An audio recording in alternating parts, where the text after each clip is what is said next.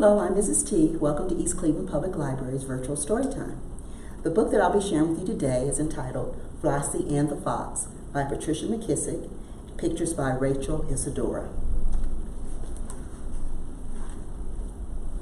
Flossie! The sound of Big Mama's voice floated past the cabins in Sophie's quarters, round the smokehouse, beyond the chicken coop, all the way down to Flossie Finley. Flossie tucked her straw doll in a hollow log, then hurried to answer her grandmother's call. "Here I am, Big Mama," Flossie said after catching her breath. It was hot, hotter than a usual Tennessee August day. Big Mama stopped sorting peaches and wiped her hands and face with her apron. "Take these to Miss Viola over at the McCutcheon place," she said, reaching behind her and handing Flossie a basket of fresh eggs. "Seem like they've been troubled by a fox. Miss Viola's chickens be so scared they can't even now lay a stone." Big Mama clicked her teeth and shook her head. "Why come Mr. J.W. can't catch the fox with his dogs?" Flossie asked, putting a peach in her apron pocket to eat later. "Every time they corner that old slickster, he gets away. I tell you, that fox is one sly critter." "How do a fox look?" Flossie asked. "I disremember ever seeing one." Big Mama had to think a bit. "Child, a fox be just a fox. But one thing for sure, that rascal loves eggs. He'll do most anything to get us some eggs." Flossie tucked the basket under her arm and started on her way. "Don't tarry now," Big Mama called, "and be particular about them eggs." "Yes'm," Flossie answered. The way through the woods was shorter and cooler than the road route under the open sun. "What if I come upon a fox?" thought Flossie. "Oh well, a fox just be a fox. That ain't so scary." Flossie commenced to skip along when she come upon a critter she couldn't recollect ever seeing. He was sitting beside the road like he was expecting somebody. Flossie skipped right up to him and nodded a greeting the way she'd been taught to do. "Top of the morning to you, little missy," the critter replied. "And what is your name?" "I be Flossie Finley," she answered with a proper curtsy. "I reckon I don't know who you be either." Slowly the animal circled round Flossie.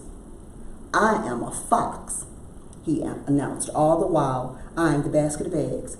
He stopped in front of Flossie, smiled as best a fox can, and bowed. "At your service."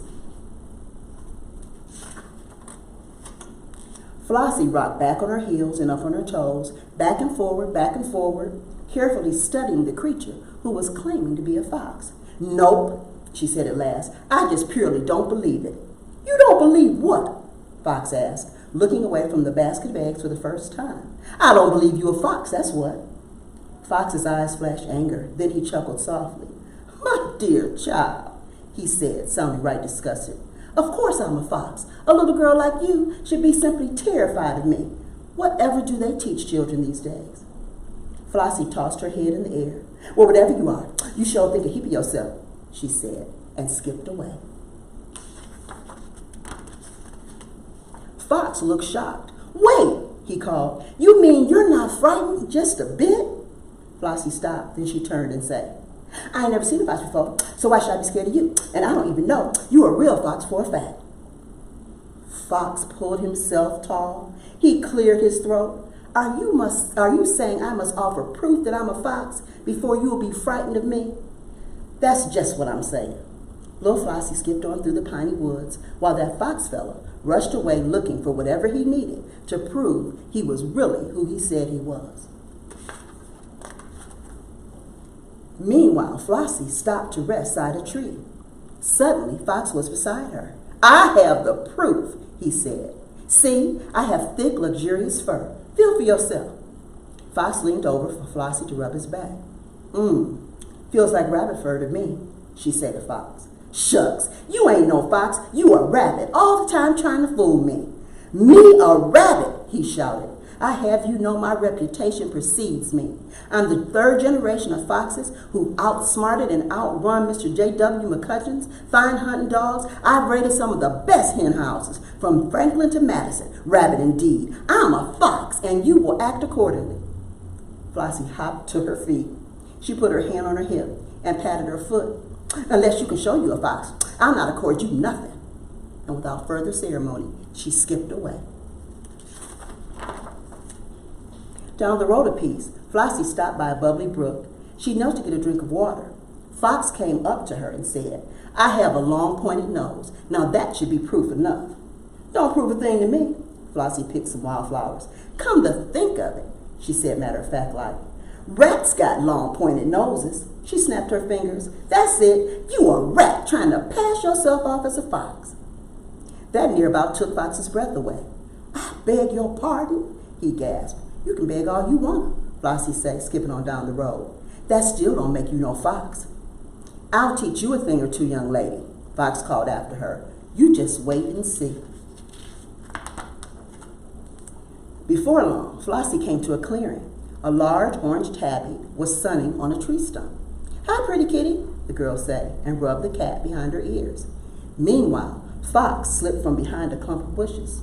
"Since you won't believe me when I tell you I'm a fox," he said stiffly, "perhaps you will believe that fine feline creature towards whom you seem to have some measure of respect." Flossie looked at the cat and winked her eye. "He sure used a heap of words," she whispered. Fox beckoned for Cat to speak up. Cat jumped to a nearby log and yawned and stretched, and she answered, "This is a fox because he has sharp claws and yellow eyes," she purred. Fox seemed satisfied, but Flossie looked at Cat. She looked at Fox, then once more at both. "All due respect, Miss Cat, but both y'all got sharp claws and yellow eyes. So, that don't prove nothing, excepting both of y'all be cats."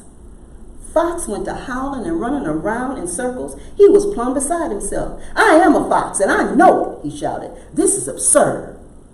"No call for you to use that kind of language," Flossie said, and she skipped away. Wait, Fox followed, pleading. "I just remembered something. It may be the solution to this horrible situation." "Good, it's about time." "I have a bushy tail," Fox seemed to perk up. "That's right," he said. "All foxes are known for their fluffy, bushy tails. That's gotta be adequate proof." "Ain't gotta be. You got a bushy tail, so do squirrels." Flossie pointed to one overhead, leaping from branch to branch in the treetops. "Here, have a bite of peach," she said, offering Fox first bite of her treat. But Fox was crying like a natural-born baby.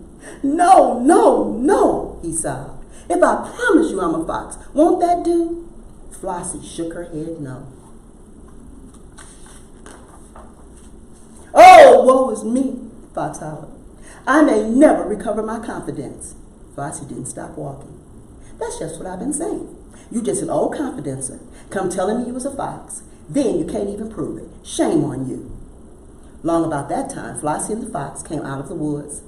Flossie cupped her hands over her eyes and caught sight of McCutcheon quarters and Miss Viola's cabin. Fox didn't notice a thing. He just followed behind Flossie, begging to be believed. "Give me one last chance," he pleaded.